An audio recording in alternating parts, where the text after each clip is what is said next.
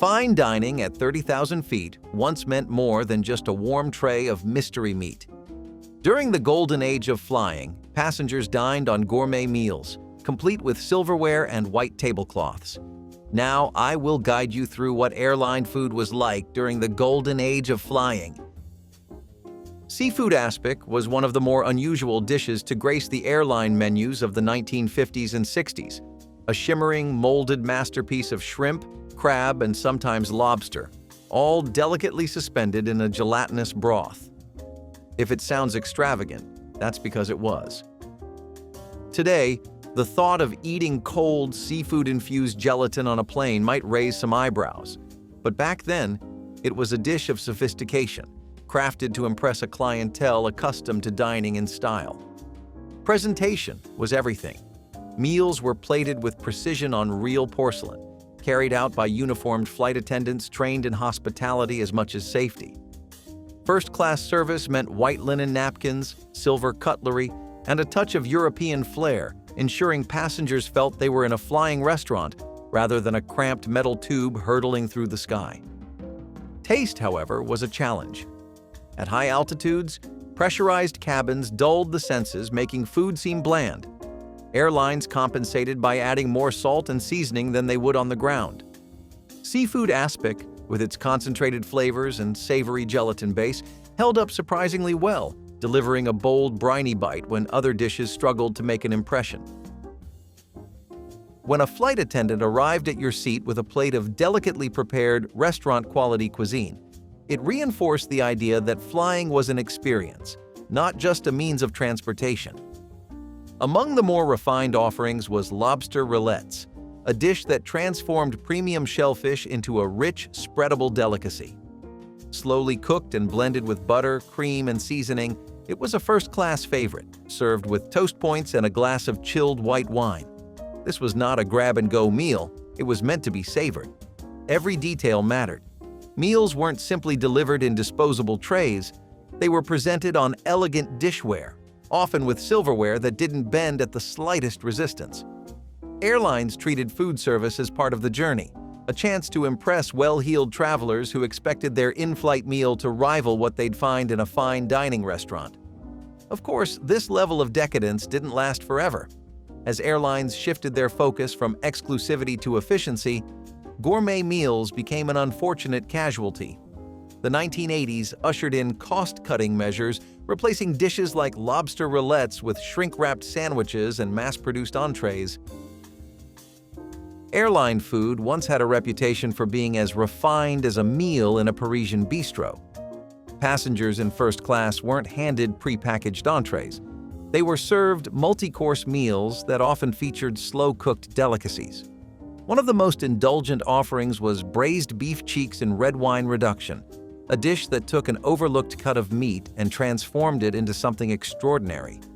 The beef, rich in collagen, was simmered for hours in a luxurious sauce made from red wine, shallots, and herbs, resulting in fork-tender perfection. The kind of dish you wouldn't expect to find on a plane, unless, of course, you were flying during the golden age of travel. Flight attendants, trained in the art of hospitality, presented each course with care, because a meal like this deserved more than a plastic fork and a cramped tray table. Inside a pressurized cabin, flavors became muted, making subtle dishes taste bland. That's why airline chefs relied on techniques that intensified flavors. Braised beef cheeks, slow-cooked in a bold red wine sauce, delivered deep, concentrated richness that held up against the dulling effects of high-altitude dining. First-class passengers were treated to elegant, chef-crafted dishes, plated with the kind of precision you'd expect in a fine dining restaurant. One such dish was beef roulade with herb mustard, a carefully rolled creation where thin slices of beef enveloped a flavorful filling of tangy mustard, fresh herbs, and sometimes even finely diced vegetables. The result was a dish that was as visually appealing as it was delicious, with every bite delivering a balance of rich beef and sharp, aromatic seasoning. Of course, altitude was always a challenge. That's why dishes like beef roulade worked so well. The bold mustard and herb filling cut through the muted effect of high-altitude dining, keeping the dish flavorful and satisfying. But gourmet meals like this had an expiration date. As airlines looked for ways to cut costs, labor-intensive dishes fell out of favor. Prepackaged entrees took over, and the days of carefully plated roulades were left behind. Today, airline meals have become more about efficiency than elegance. But for those who remember the golden era of flying, dishes like beef roulade with herb mustard are proof that there was once a time when dining in the sky felt like an experience, not an afterthought. Air travel once had a flair for the extravagant, and that extended to the menu. Among the more refined offerings was oysters provençal, a dish that set itself apart from the traditional raw or Rockefeller-style preparations. Instead of heavy cream or breadcrumbs, these oysters were bathed in a light, aromatic sauce of tomatoes, garlic, and fresh herbs, giving passengers a taste of the French countryside at 30,000 feet. It was delicate yet flavorful, proving that even the most luxurious ingredients could be served with a fresh, Mediterranean touch. First-class passengers expected more, and airlines delivered, ensuring that a meal in the sky felt like an event, not an obligation. The real challenge, however, wasn't the presentation. It was altitude. But oysters provençal, with its bright acidity from tomatoes and punch of garlic, held up well. It provided a burst of flavor when many other dishes faded into the background. But times changed. As airlines prioritized efficiency over elegance, labor-intensive dishes disappeared. Oysters, once a symbol of luxury, gave way to pre-packaged snacks and uninspired entrees. The days of savoring fresh seafood in the sky became a memory. First-class passengers weren't handed a microwave tray and told to make the best of it. They were served elegant, restaurant-quality dishes, thoughtfully prepared and beautifully presented. One such dish was chicken fricassee with tarragon, a refined take on a classic comfort meal. Unlike the heavy, cream-laden versions found in home kitchens, this airline adaptation relied on a lighter, velvety sauce infused with tarragon, a herb known for its distinct, slightly anise-like flavor. It was a small but meaningful upgrade, turning a familiar dish into something truly sophisticated. The presentation mattered just as much as the preparation. A proper meal, after all, deserved a proper setting. There were no disposable trays or shrink-wrapped entrees. Instead, flight attendants, trained in more than just safety procedures, ensured that dining at 30,000 feet felt like a five-star experience.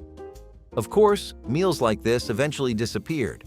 As airlines shifted from luxury to efficiency, labor-intensive recipes were the first to go. Chicken fricassee with tarragon belonged to an era when air travel was as much about the experience as the destination. Today, the idea of enjoying a dish this refined on a flight seems almost unthinkable. Airlines competed not just on speed and service, but on luxury, and that extended all the way to the food. Nothing exemplified this better than caviar on toast points, a dish so effortlessly elegant that it needed no embellishment. The crisp, golden triangles of toast provided the perfect base for delicate pearls of caviar, often served with a side of crème fraîche or finely chopped egg. It was understated, refined, and unmistakably indulgent. First-class passengers were treated to a full dining experience, with flight attendants rolling out carts laden with silver dishes and fine china. A serving of caviar mid-flight reinforced the idea that flying was a privilege, not just a means of transportation. Of course, altitude always played its tricks. Pressurized cabins dulled taste perception, which meant that subtle flavors often lost their impact. Caviar, however, had a natural advantage. Its briny richness and delicate pop of texture held up well even at air, making it a perfect fit for in-flight dining. By the late 20th century, airlines began focusing on cost-cutting rather than extravagance. Lavish dishes like caviar on toast points vanished, replaced by mass-produced meals designed for efficiency rather than elegance. Decades ago, passengers didn't settle for plastic-wrapped snacks or uninspired reheated pasta. Instead, they were served well-crafted dishes that could hold their own in a fine restaurant.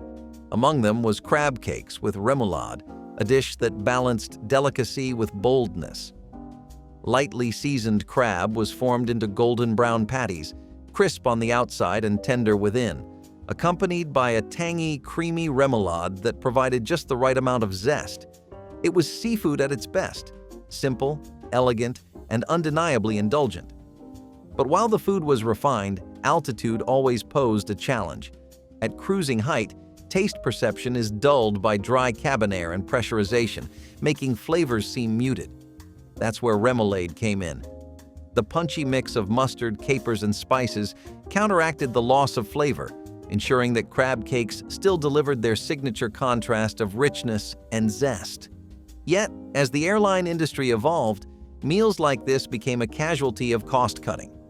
By the 1980s, efficiency overtook elegance, and hand-formed crab cakes were replaced with mass-produced, pre-packaged alternatives. There was a time when ordering steak on an airplane didn't mean bracing yourself for disappointment. During the golden age of flying, first-class passengers dined on filet mignon with béarnaise sauce, a dish that epitomized luxury. The steak, tender, perfectly seared, and cooked to order, was paired with a rich, velvety béarnaise, a French sauce infused with butter, egg yolks, tarragon, and shallots. It was an undeniably elegant offering, though perhaps less surprising than the lobster and caviar that often shared space on the menu. But even if filet mignon was expected in high-end dining, the fact that it was served mid-flight made it remarkable.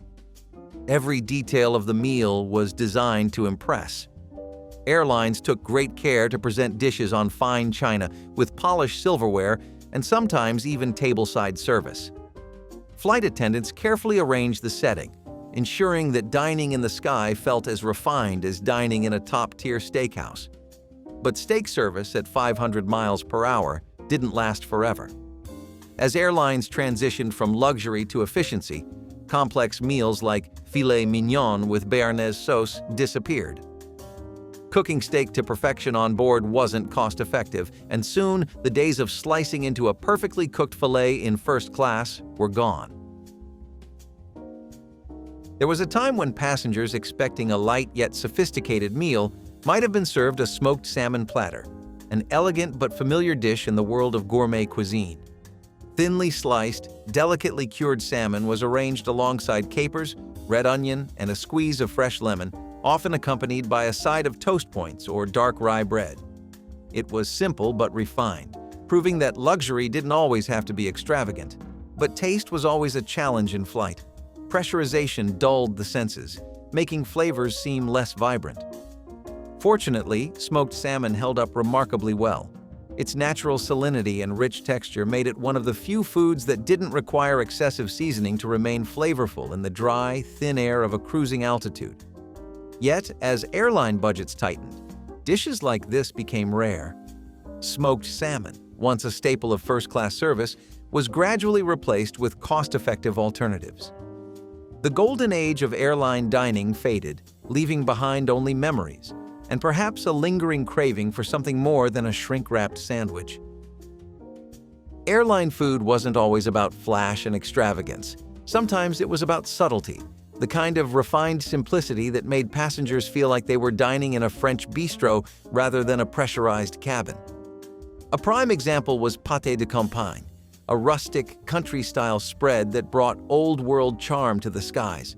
Made from coarsely ground pork, herbs, and a splash of brandy, it was served alongside slices of crusty bread and cornichons. Unlike its silkier cousin, foie gras, this pâté had a heartier texture and a robust flavor, proving that luxury didn't have to be delicate. Service in first class mirrored that of an upscale restaurant. Meals were plated, not packaged, and passengers were given proper cutlery, not a plastic knife that barely cut butter. Flight attendants wheeled out carts of carefully arranged appetizers, giving travelers a chance to enjoy their meal as if they were seated at a dining table, not strapped into a seat at 35,000 feet. Like so many refined airline meals, it eventually disappeared. As airlines shifted focus from elegance to efficiency, labor-intensive dishes were replaced with easier-to-store, easier-to-serve alternatives. In first class, meals arrived with the kind of presentation you'd expect at a fine hotel, not a cramped cabin. One dish that embodied this effortless sophistication was quiche Lorraine, a savory custard pie that balanced richness with simplicity. A buttery, flaky crust held a delicate filling of eggs, cream, crisp bacon, and cheese. Proof that airline food didn't need to be elaborate to be satisfying. Light yet indulgent, it was an ideal meal for high-altitude dining. Back then, meals weren't rushed affairs. Flight attendants, trained in hospitality as much as safety, carefully plated dishes before presenting them on china, complete with polished silverware and linen napkins. First-class service meant a proper meal, not a pre-packaged tray hastily placed on a fold-out table. But even the most well-prepared dish had to contend with the realities of air travel. At cruising altitude, reduced humidity and pressurization dulled taste perception. Creamy, fatty textures, like the silky custard in quiche Lorraine, held up well, ensuring that flavors remained intact despite the dry cabin air. Airline meals once had a certain sophistication, even when they weren't particularly extravagant. Not every dish had to involve caviar or lobster to feel refined. Sometimes, simplicity was the key to elegance. That was the case with tuna niçoise salade, a carefully composed dish that balanced protein, vegetables, and bright flavors in a way that felt fresh, even at 30,000 feet. Featuring seared or canned tuna, hard-boiled eggs, olives, green beans, tomatoes, and a drizzle of vinaigrette, it wasn't the most surprising offering on an airline menu, but it was a reliable one. Light, flavorful, and well-suited for dining in the sky. Back then, salads weren't an afterthought. Airlines didn't just toss pre-cut lettuce into a plastic bowl and call it a day. First-class passengers were served plated salads, sometimes assembled tableside, presented with real cutlery instead of flimsy plastic forks. Meals were meant to feel like a dining experience, not just an in-flight necessity. Inevitably, though, meals like this didn't survive airline industry cost-cutting. As service became more about efficiency, carefully plated salads were swapped for pre-packaged options that lacked the same finesse. Today, a meal on a plane is often something to endure rather than enjoy. Not every airline dish was about pushing culinary boundaries. Some were simply about delivering a consistent, familiar experience, a meal that reassured passengers rather than surprised them. Caesar salad was one such staple. Crisp romaine, crunchy croutons, grated parmesan, and a creamy, garlicky dressing. Reliable, satisfying, and just refined enough to feel like an elevated dining choice. Presentation played a big role in making even the simplest dishes feel special. In the golden age of air travel, Caesar salad wasn't just pre-packaged and plopped onto a tray. It was plated with care, sometimes even tossed tableside in first class. Flight attendants trained in hospitality ensured the experience felt more like dining in a restaurant than eating in a metal tube moving 500 miles per hour. Of course, altitude didn't always cooperate. The dry cabin air and pressurized environment dulled flavors, making subtle ingredients harder to detect. But Caesar salad had a secret weapon: its bold dressing. The anchovies, lemon, and garlic provided a tangy punch that cut through the muted taste buds of high-altitude dining. Airline meals didn't always have to be extravagant to feel special. Sometimes it was the small upgrades that made a difference, turning a familiar dish into something just a little more refined. That's exactly what happened with egg salad on brioche, a simple yet elegant twist on a classic. Instead of being slathered between two slices of plain white bread, the creamy, delicately seasoned egg salad was served on a soft, buttery brioche bun, elevating it from everyday lunch to first-class fare. Light, rich, and satisfying, it was proof that even a humble dish could feel luxurious in the right setting. Service played a key role in making even the simplest meals feel elegant. First-class passengers didn't receive their sandwiches in plastic wrap hastily passed down the aisle. Instead, meals were plated with care, presented on fine china, and delivered by flight attendants who knew that dining in the sky should feel like dining in style. Eventually, though, dishes like this became casualties of cost-cutting. The handcrafted touch that once defined airline meals was replaced by mass-produced sandwiches sealed in plastic. First-class menus grew less refined, and economy meals all but vanished. Airline meals once had an undeniable charm: elegant, carefully plated, and designed to make flying feel like an occasion. Even the appetizers had a level of sophistication, with dishes like stuffed mushrooms making an appearance in first-class cabins. These bite-sized delights were filled with a rich mixture of breadcrumbs, cheese, herbs, and sometimes a touch of garlic or finely chopped seafood. They weren't flashy, but they were dependable, small, flavorful, and the perfect way to start a meal at 30,000 feet. Of course, there was always a challenge: altitude. Cabin pressure dulled flavors, making some foods taste blander than they would on the ground.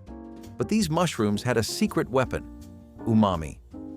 The combination of earthy mushrooms, melted cheese, and savory fillings gave them a bold enough flavor to hold up against the taste-dampening effects of high-altitude dining. But, like so many dishes from the golden age of air travel, this too was phased out. As airlines sought to cut costs, carefully prepared appetizers disappeared in favor of more efficient, prepackaged snacks. Today, an in-flight appetizer is more likely to be a packet of almonds than a plate of stuffed mushrooms. Airline dining once embraced a philosophy that even the simplest meals should feel like an experience.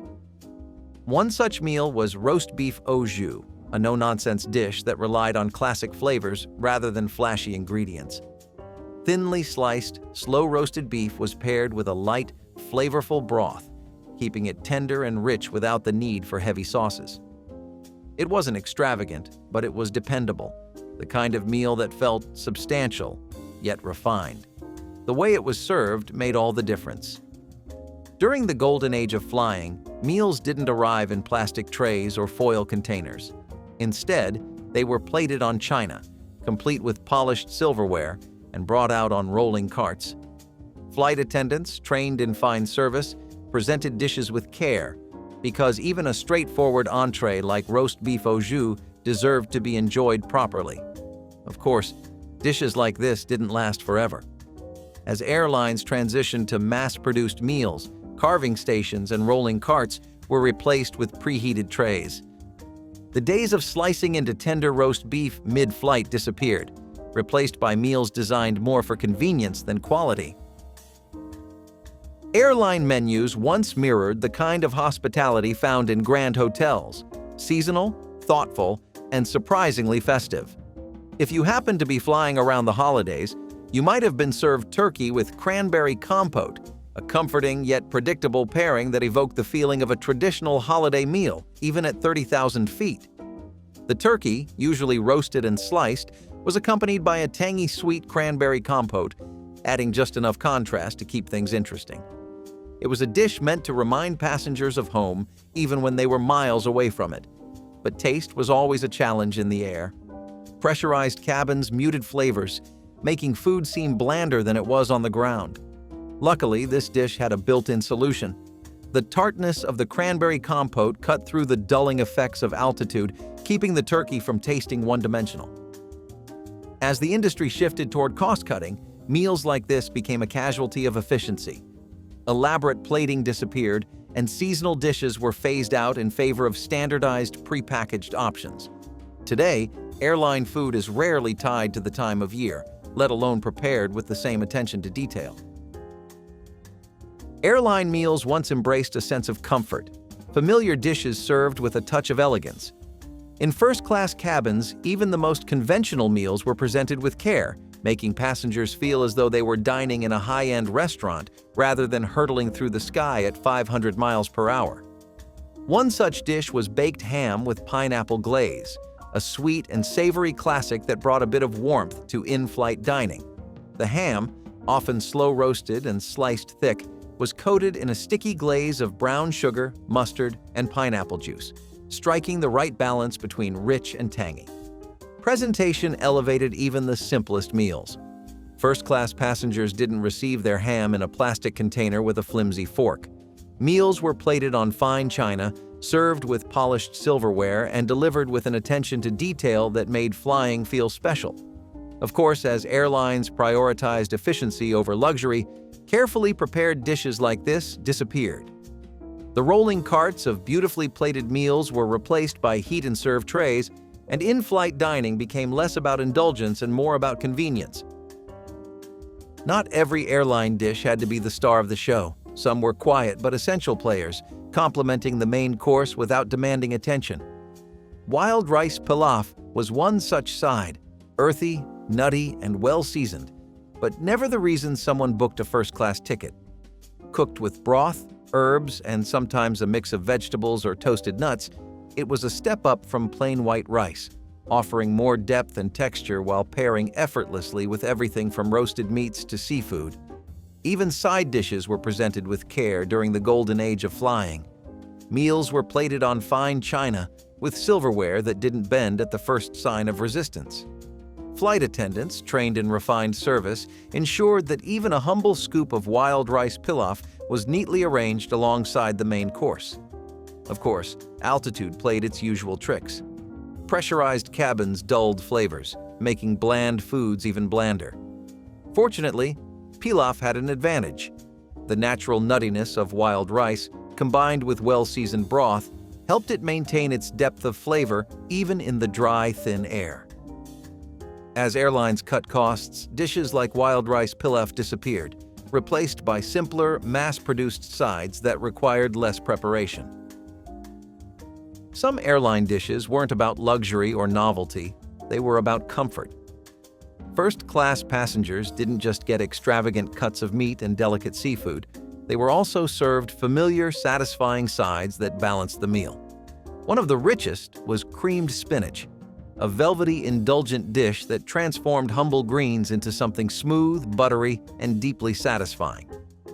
Blended with cream, butter, and a touch of nutmeg or garlic.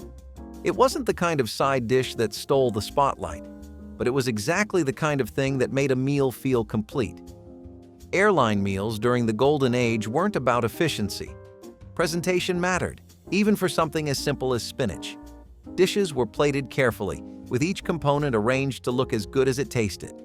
First-class passengers dined on real china, with polished silverware in hand, not a flimsy plastic fork struggling against a heat-and-serve tray. Of course, as airlines cut costs, dishes like this were phased out. Hand-prepared sides were replaced with mass-produced, easy-to-reheat alternatives.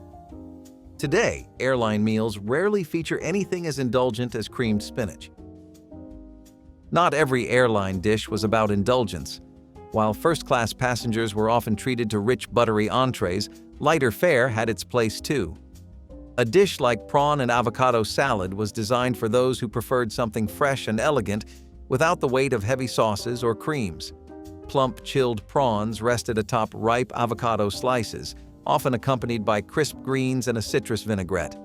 It wasn't groundbreaking, but it was refreshing, simple, satisfying, and a reminder that airline food didn't have to be complicated to feel upscale. Altitude, however, had its usual effect. In dry, pressurized cabins, taste perception is dulled and delicate flavors can fade. But this dish held up surprisingly well. The natural creaminess of avocado and the briny sweetness of prawns provided enough contrast to keep flavors intact. But, like so many thoughtful airline meals, it eventually disappeared. As airlines shifted toward efficiency, carefully prepared salads gave way to prepackaged greens and uninspired dressings. The idea of a fresh, well-balanced in-flight meal faded into nostalgia. Sometimes the simplest meals were also the most satisfying. Airline dining once prioritized elegance, and few things embodied that philosophy better than a cheese and charcuterie board. A selection of fine cheeses, cured meats, fresh fruit, and crisp crackers provided passengers with a refined, no-fuss way to enjoy their meal. It didn't rely on complex preparation or extravagant ingredients. It worked because it offered variety, letting passengers mix and match flavors to their liking. Whether it was a slice of brie paired with grapes or prosciutto wrapped around a breadstick, it felt sophisticated without trying too hard. Presentation elevated even the most straightforward dishes. First-class meals weren't rushed or carelessly assembled. Cheese and charcuterie boards were arranged with attention to detail, served on porcelain plates with polished silverware, and delivered by flight attendants trained in fine service. The result was a meal that felt personalized, even in a cabin full of passengers. But taste was always at the mercy of altitude. Cabin pressure dulled flavors, making subtle cheeses and mild meats taste muted. Stronger selections, aged cheddar, blue cheese, or peppery salami, held up better, providing the bold flavors that in-flight dining required. No airline meal was complete without dessert. During the golden age of air travel, first-class passengers didn't receive a generic cookie or a plastic-wrapped brownie.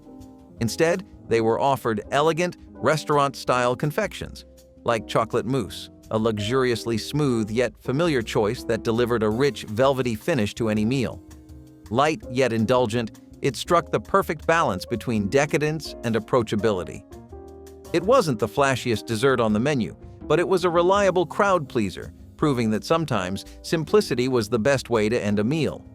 Of course, altitude had its usual effects. Pressurized cabins dulled the senses, making some flavors seem muted. But mousse, with its high fat content and deep chocolate base, remained rich and satisfying, even in the dry, thin air. Like so many aspects of airline luxury, this dessert eventually disappeared from most flights. As cost-cutting took priority, hand-prepared treats were replaced by prepackaged sweets, and the elegance of enjoying a delicate chocolate mousse mid-flight became a thing of the past. Desserts on airplanes once had a level of elegance that seems almost unthinkable today. First-class passengers were treated to carefully crafted confections, served with the same attention to detail as the rest of the meal. One such offering was Charlotte Russe, a delicate molded dessert that relied more on presentation than bold flavors. Made with layers of sponge cake or ladyfingers filled with a light Bavarian cream and sometimes topped with fruit, it was a refined but predictable way to round off a meal.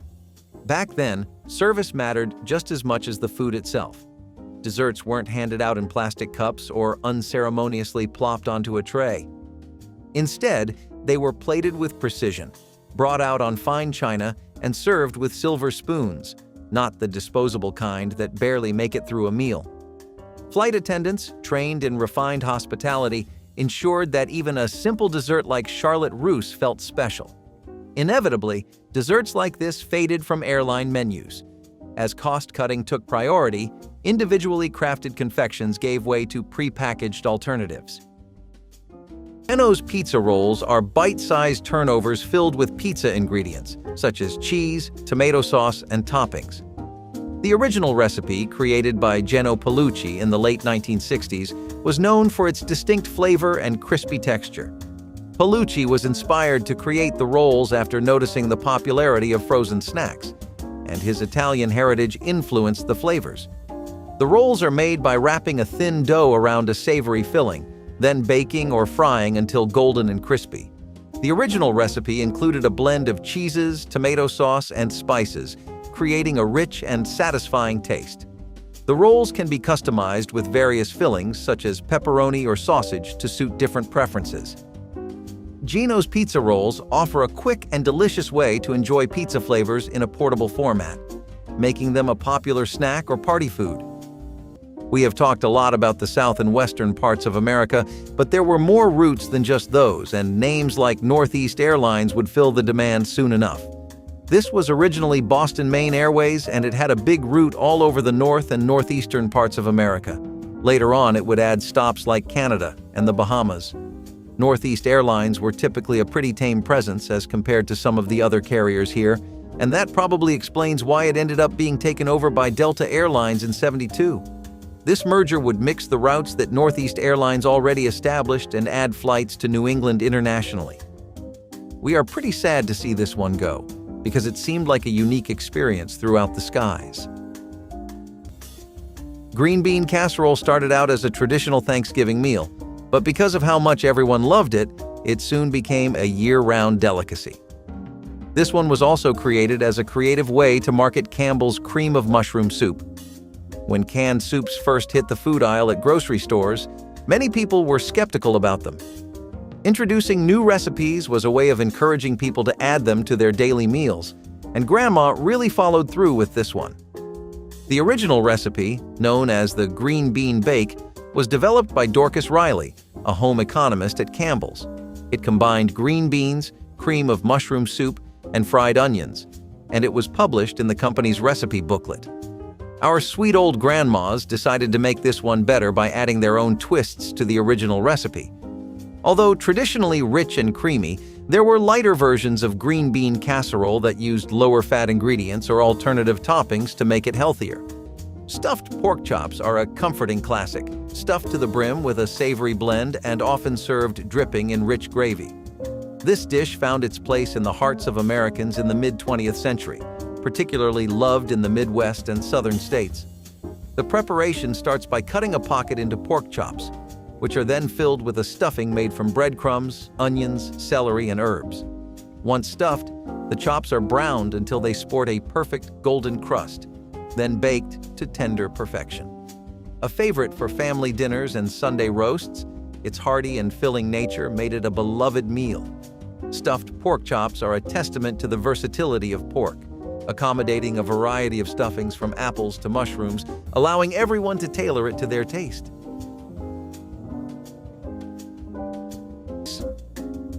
Chili cheese dog. Casserole is a hearty, indulgent dish that embodies the essence of comfort food, merging hot dogs, chili, and cheese in a bake that's rich in flavor. Assembled with slices of hot dogs and canned chili spread over a layer of dough, either made from scratch or using convenient crescent rolls, and topped with a generous amount of shredded cheese, this casserole is baked until the cheese is bubbly and the base is golden brown. This dish became a favorite for casual family dinners and informal gatherings, offering a spicy, savory, and gooey eating experience that drew rave reviews from diners looking for satisfying, easy-to-make meals. Ice cream bars are whimsical green frog-shaped ice cream bars, typically lime-flavored with gumball eyes. These playful treats were introduced by HB Ice Cream in the 1980s and were popular for their fun appearance and refreshing taste. They were marketed as part of a range of animal-themed ice creams by HB, with other options including fish and dinosaurs. The bars are made from creamy, lime-flavored ice cream and have 2 gumballs as eyes, which add a fun element for kids to enjoy. Fat Frog ice cream bars were often found in ice cream trucks and at convenience stores. These bars were enjoyed as a refreshing treat on summer days or as a playful snack at parties, providing a burst of citrus flavor and a smile for those who enjoyed them. Many of these airlines tried to do what People Express Airlines had done to mechanical science. That is, they all tried to create a customer base with middle-class households by offering affordable pricing. Unfortunately, none of them were quite like People Express, which is how it was stylized. It was widely regarded as the USA's most effective low-cost airline before it merged with Continental in '87. Actually, from its inception in 1981, the airline had a rather relentless attempt at expanding. Guess some people can be really hasty when they get into the rat race, huh? But despite its rapid expansion and pace, it moved smart by offering standard pricing for economy seats and lower prices during off-peak hours. Despite offering first-class seating by '86, it still always markets itself as an option for the American who wanted to fly without breaking the bank, and we have to wonder if it worked with the crowd.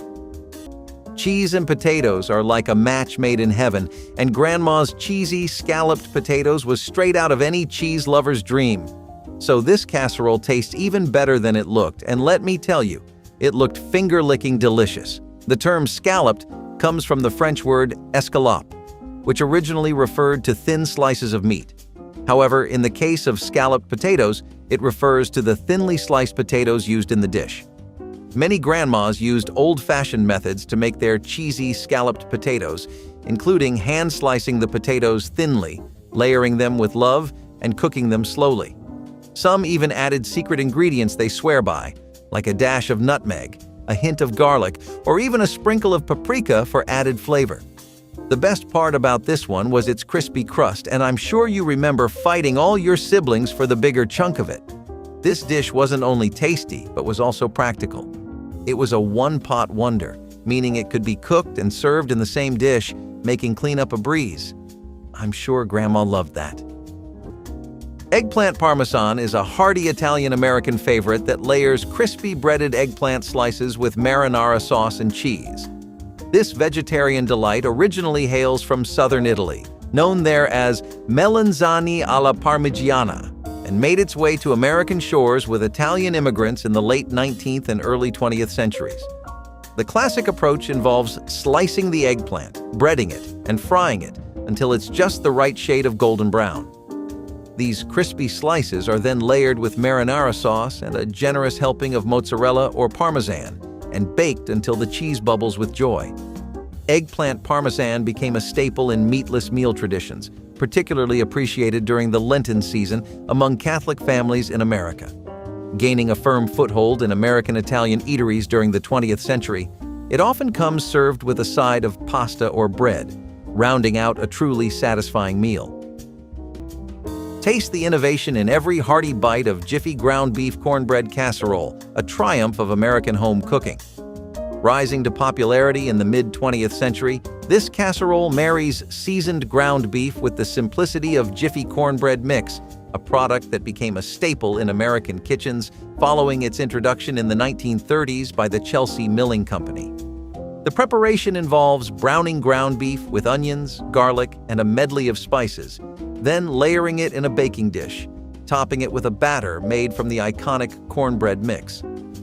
Once baked, the casserole presents a delightful contrast of flavors and textures, with golden cornbread capping a juicy, flavorful beef base. It became a favored choice for an easy and satisfying meal, perfectly blending ease of preparation with hearty flavors.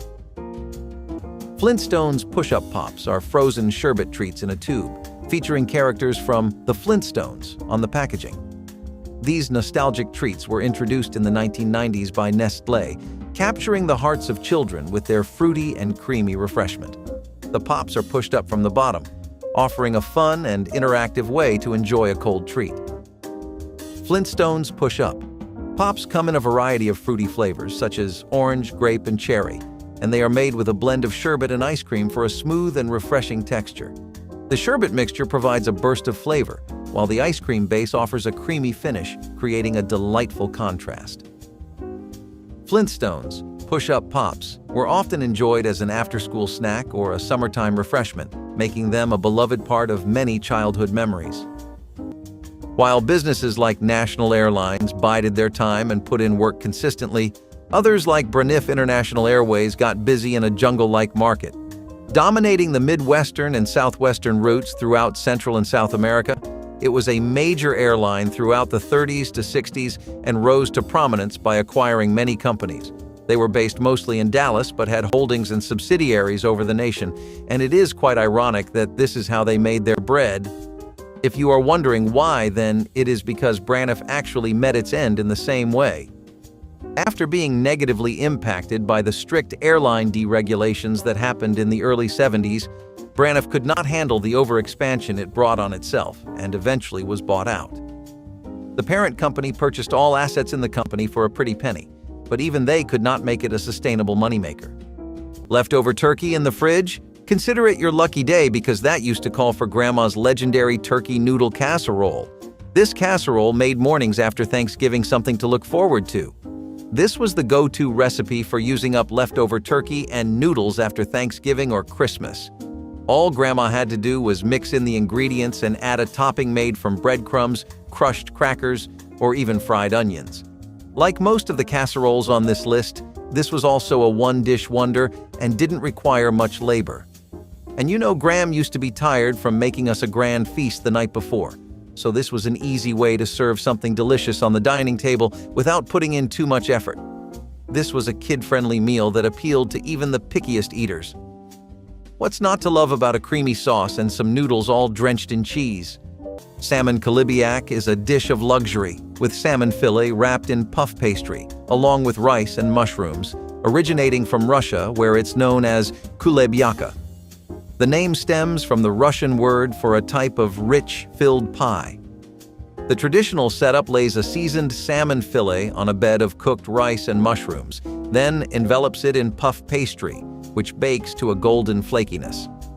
This dish became popular in the banquet menus of European royalty and was featured in several Russian novels. Celebrated in France during the 19th century and beloved for special occasions, salmon kalibiak is often served with vegetables or a light salad. The blend of ingredients inside the pastry creates a sophisticated, hearty meal that showcases the culinary crossover between Russian robustness and French finesse. Peanut butter and pickle sandwiches present a surprising mix of flavors that demonstrates the adventurous side of American sandwich making. Originating in the mid-20th century, this combination pairs the creamy, slightly sweet taste of peanut butter with the sharp, crunchy tang of pickles. Often referred to as the Southern Comfort Sandwich in the southern United States, it features a liberal spread of peanut butter on bread with layers of thinly sliced pickles. This sandwich can be enjoyed open-faced or as a standard sandwich, and it pairs wonderfully with a cold glass of milk. The resulting meal is a bold blend of sweet, salty, and tangy flavors, offering a taste experience that's both unexpected and satisfying. Eggo waffles are waffles filled with syrup or fruit filling, combining the convenience of a waffle with the indulgence of a filled pastry. These quick and easy breakfast items were introduced by Kellogg's in the early 2000s, offering a unique twist on the classic Eggo waffles. The waffles are made by pressing two waffle halves together with a sweet filling inside. Eggo waffles come in a variety of flavors, including blueberry, strawberry, and maple syrup, providing a range of options to suit different tastes. The filled waffles are cooked until crispy on the outside and soft on the inside. Eggo waffles were often enjoyed as a quick and easy breakfast option, perfect for busy mornings or lazy weekends. A lot of airlines got their start as being passenger and cargo services, and National Airlines was no different, except this one came much later than all the rest on the list. The airline was founded in the 1980s and had its hub in Orlando, which boosted the economy of the state and also provided a much-needed option for flights to citizens there. Murray Air and National Air Cargo merged together to make this airline, and as a result, they had vast access to lots of flying routes across the nation. It was similarly dependable for cargo businesses and operations throughout the globe. Unfortunately, the September 11th attacks of 2001 had a lot of negative impact on airline businesses and caused so many money headaches that a lot of them took real heavy blows. National Airlines could not sustain its success because it suffered from bankruptcy for almost 2 years in the 2000s before it finally shut down in 2002. So, tamales are a labor of love, but thanks to Grandma, this tamale pie was a much easier way to enjoy the flavors. This casserole caught on like fire in the early 20th century, particularly in the Southwest, where Mexican influence was strong. Just like most casseroles on the list, this one-dish wonder was also a creation of the Depression era. Some versions of this pie started out as a way to use up leftovers, such as bits of meat, vegetables, and even leftover chili. But hey, no one complained because the end result was a delicious dinner. Many families have an heirloom recipe for this casserole passed down from generation to generation. So if this casserole brings back memories from your childhood, it might be time to give Grandma a call. She could be holding on to a secret recipe that she's finally ready to pass down to you. Crab Louie, also known as the King of Salads, is a classic that originated on the U.S. West Coast in the early 20th century. While its birthplace is up for debate, some say the Palace Hotel in San Francisco, others point to Solari's restaurant in Seattle. It always features Dungeness crab, hard-boiled eggs, asparagus, tomatoes, and a creamy dressing made from mayonnaise, chili sauce, and spices. Crab Louie was dubbed the King of Salads by the San Francisco Chronicle in 1914, a nod to its deluxe ingredients and popularity among the elite. It first gained traction in the 1920s and 1930s, becoming a favored dish for lighter dinners or luncheons. The mix of crisp lettuce, savory crab, and tangy dressing, served up in an elegant presentation, made it a must-have at many a high-end restaurant and social gathering. Experience the culinary crossover of egg foo young sandwiches, where American and Chinese traditions meet in a mid-20th century flavor explosion. This unique sandwich format includes an egg foo young patty, made with beaten eggs mixed with vegetables and often additional proteins like meat or seafood, nestled on bread or a bun, sometimes smothered with a rich, savory sauce. Prepared by frying the patty until golden and serving it on toasted bread, this sandwich offered a flavorful, fulfilling meal.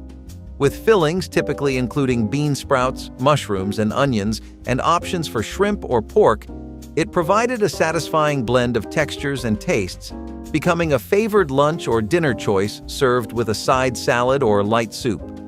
Hungry Man dinners are hearty frozen meals designed for big appetites, often featuring meats like turkey or fried chicken with sides like mashed potatoes and corn. These early versions were introduced by Swanson in 1973, aiming to provide a larger portion size than traditional TV dinners. The meals were known for their generous portions and satisfying flavors, making them popular among those with hearty appetites. The original Hungry Man dinners offered a variety of entree options, including Salisbury steak, meatloaf, and pork chops, paired with classic comfort food sides like green beans, mac and cheese, and stuffing. The meals were cooked and served in aluminum trays, allowing for easy preparation and cleanup. The substantial portions and satisfying flavors made Hungry Man dinners a go-to choice for those seeking a comforting and filling. While the southern states were enjoying Tex-Mex cuisine, the northern states were all about Italian flavors, and baked ziti was a staple on the dinner table. Now, even with its Italian roots, you wouldn't typically find this one in Italy. This casserole was created by grandmas who were Italian immigrants to the States and adapted traditional pasta dishes to suit the ingredients available in their new country.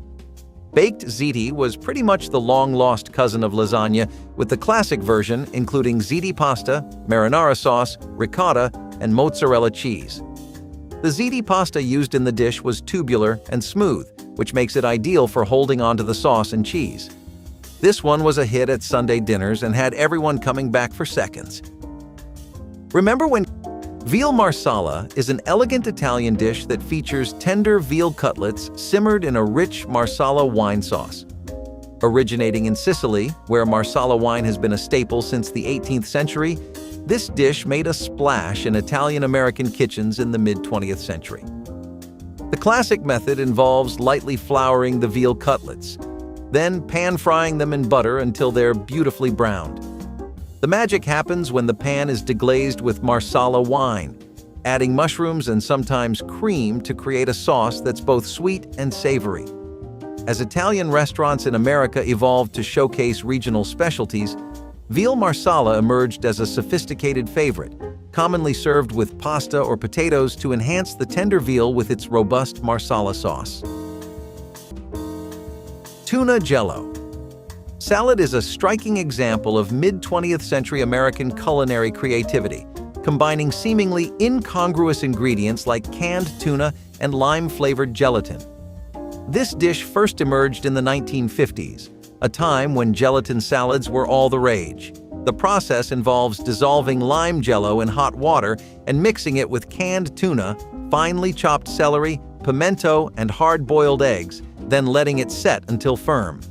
Served on a bed of lettuce and often garnished with dollops of mayonnaise or whipped cream, this salad blends savory and sweet in a mold that is as eye-catching as it is unique. Often featured as the centerpiece at luncheons or as a dinner entree, its unique combination of ingredients and textures made it a memorable, if somewhat unusual, dish meal. Banquet fried chicken consists of frozen fried chicken pieces that offer a convenient and tasty meal option. Introduced in 1953 by Banquet Foods, banquet fried chicken quickly became a staple in American households, especially appreciated for its ability to provide a classic comfort food with minimal effort. The chicken is typically made from breaded and seasoned chicken parts, such as drumsticks, thighs, and breasts, which are then fried to a golden brown. Banquet fried chicken was often served with sides like mashed potatoes, green beans, or corn, creating a complete meal that was easy to prepare and enjoy. The convenience of frozen fried chicken made it an ideal choice for busy nights or casual gatherings, providing an easy meal that didn't skimp on flavor. Morton pot pie. Pacific Southwest Airlines, or PSA, did not just have a hand in AirCal, but were one of the major players for California overall, being the state's unofficial flag carrier. You do a job like that for almost 40 years and do it that well, you deserve to be in a top 20 list. The success of PSA as an intrastate airline also inspired others like Southwest Airlines. When the deregulations occurred, PSA responded by expanding into routes it had not tapped into yet.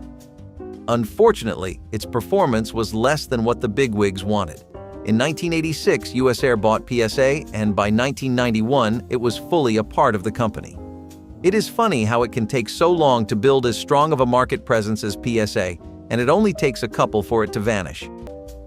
The French also made a significant contribution to delicious casseroles with the easy shepherd's pie. It was a meaty casserole traditionally made with lamb meat. Shepherd's pie has its roots in British cuisine. The name shepherd's pie specifically refers to the use of lamb, while cottage pie is used when beef is the main ingredient. This one was an easy one to make as it didn't require hours of preparation.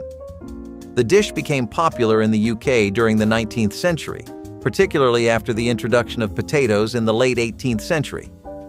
This one was used for meal prep, as it was great for making ahead and freezing.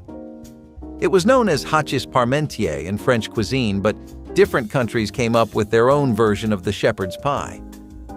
In Australia and New Zealand, it's often called cottage pie, and in some places the dish includes sweet potatoes or other unique toppings. Lamb Navarin is a traditional French stew that sings of spring, packed with tender lamb and fresh spring vegetables. Originating from Normandy, this dish is best when the ingredients are at their peak freshness, typically prepared in the spring. The name Navarin itself is inspired by the French word for turnip, navette, a staple in this hearty stew. The process starts by browning the lamb to perfection, then slow cooking it with turnips, carrots, onions, and potatoes in a flavorful broth until everything is tender and infused with flavor. Lamb Navarin is a dish that really captures the essence of spring, highlighting both the succulence of the lamb and the sweetness of the fresh vegetables. It's commonly served with crusty bread or a side of rice, making it a fulfilling and comforting meal. Cheese soufflé, a sophisticated culinary delight, found prominence in 1970s dining rooms. Originating in France, the soufflé's name derives from the French verb souffler, meaning to puff. The first recorded recipe for soufflé appeared in Vincent Lachapelle's 1738 culinary book. A cheese soufflé is made with a base of béchamel sauce, into which grated cheese, traditionally Gruyère or Comté, is folded. Egg yolks are then incorporated, followed by stiffly beaten egg whites, which provide the soufflé its characteristic airy texture. The mixture is poured into a buttered and breadcrumb-dusted soufflé dish and baked until it puffs up and turns golden brown. The delicate balance of flavors and textures, combined with its dramatic rise, makes cheese soufflé a culinary masterpiece that showcases the chef's skill and precision. Elio's pizza is a frozen pizza with a distinct rectangular shape known for its crispy crust and savory toppings. This convenient meal was introduced in 1963 by Elio's, becoming a staple for quick and easy dinners. The pizza was developed with the intention of providing a straightforward and reliable frozen meal option for families. The original recipe featured a crispy crust that provided a satisfying crunch, complemented by the tangy tomato sauce and melty cheese. Elio's pizza is typically cut into square slices, making it easy to share or customize with different toppings.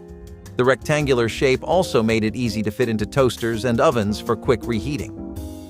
Hughes Air West worked between 1970 to 1980, and one thing separated it from its competitors. See, it had this very distinctive fruit marketing that just made the planes really endearing in an odd way. All the planes were this strong shade of yellow, and its slogan was "Top Banana in the West."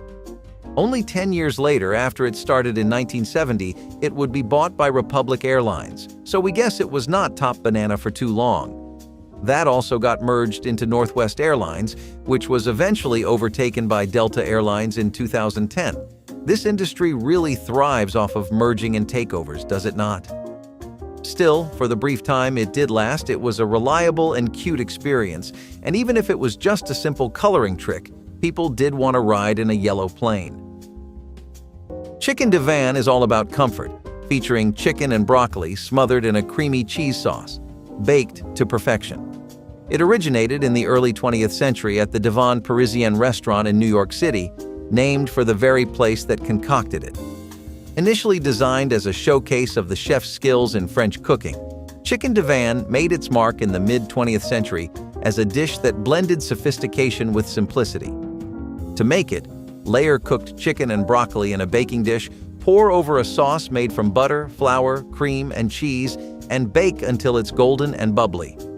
This dish is a testament to the fusion of French culinary art with the comfort of American home cooking, creating a truly delightful dish.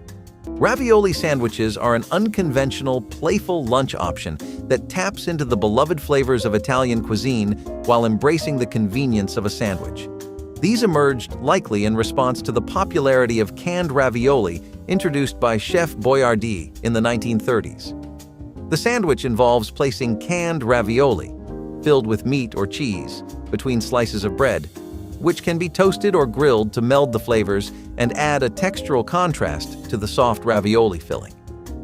Known in some places as Italian sloppy joes or ravioli hero, these sandwiches gained a following among budget-conscious college students and anyone appreciating the melding of comforting Italian flavors with the easy handheld format of a sandwich. If you enjoyed this video, make sure to like and subscribe to the channel. Don't forget to let us know your favorite airline food in the comments below.